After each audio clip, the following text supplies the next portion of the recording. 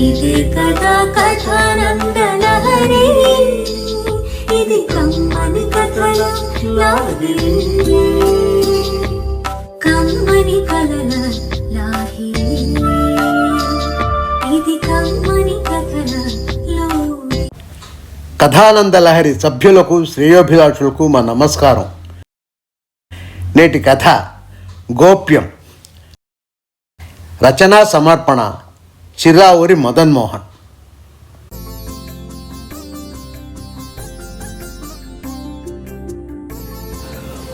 పూర్వకాలంలో తమిళనాడులోని మధురా నగరంలో దివ్యసేనుడు అనే ఒక ఆస్థాన ఆయుర్వేద పండితుడు ఉండేవాడు. అతనికి 2 శిష్యులు. అతి సన్నిహితంగా శిష్యరికం చేస్తూ రేయింబగళ్ళు అతనితో జనాలకు వైద్య సేవలు చేసేవారు. రాజుగారికి ఈ పండితుడంటే చాలా గురి.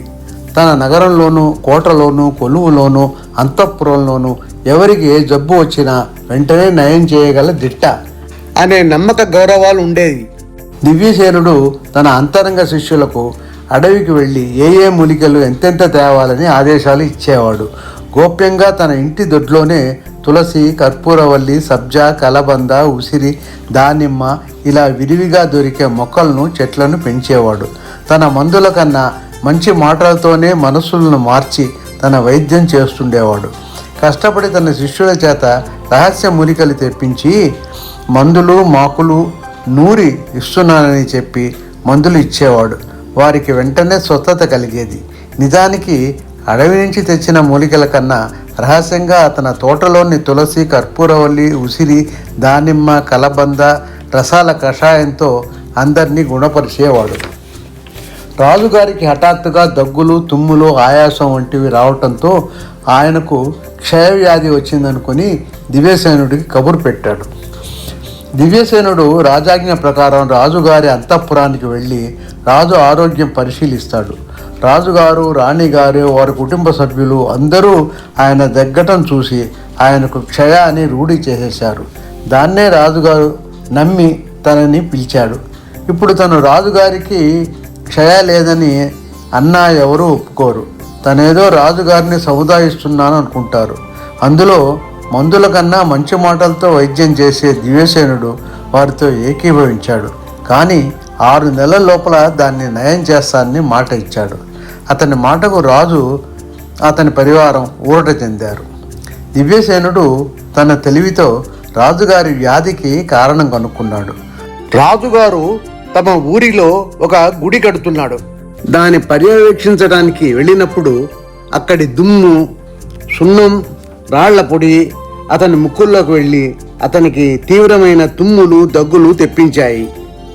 దివ్యసేనుడు రాజుగారితో, రాజా, మీ క్షయరోగం మీ ప్రజలకు కూడా సోకే ప్రమాదం ఉంది. కొన్ని రోజులు మీరు బయటకు రాకండి. అలాగే ప్రజలకు ముందు జాగ్రత్తగా నేను కషాయం తయారు చేసి కావలసిన వారికి ఇప్పిస్తాను. త్వరలో మీ సహచరులందరూ కోలుకుంటారని నమ్మకంగా చెప్పి తులసి, నిమ్మ, దానిమ్మ, కలబంద, కర్పూరవల్లి, కరక్కాయ, మిరియాలతో కషాయం చేయించి ఊరిలో గుడి దగ్గర వారికి, అక్కడ పనిచేసే వారికి, రాజుగారికి ఇచ్చి వారి ఉపాధులను గుణపరిచాడు.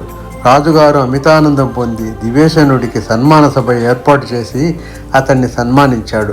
ఆ సభలో అడవికి వెళ్ళి కష్టతరమైన మూలికలను సాధించుకొచ్చిన తన శిష్యులిద్దరినీ పొగిడి వారికి తన ధన్యవాదాలు తెలుపుకున్నాడు గురువు దివ్యసేనుడు.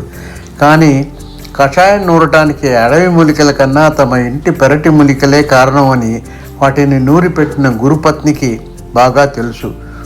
ఆడవారి నోట్లో ఆవగింజ రహస్యం కూడా దాగదు.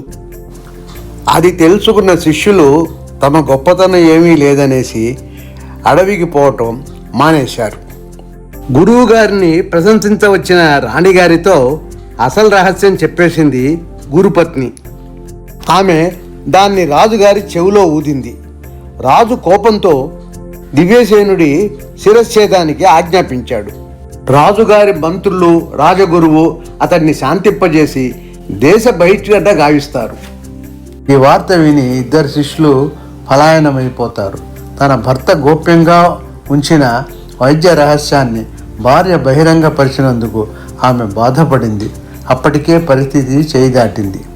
ఆపై కాంచీపురంలో గుడులు కడుతున్నారని విని దివ్యసేనుడు కంచి వెళ్ళారని ప్రజలు అనుకుంటున్నారు. నేటి కథ గోప్యం. రచనా సమర్పణ చిర్రావూరి మదన్ మోహన్.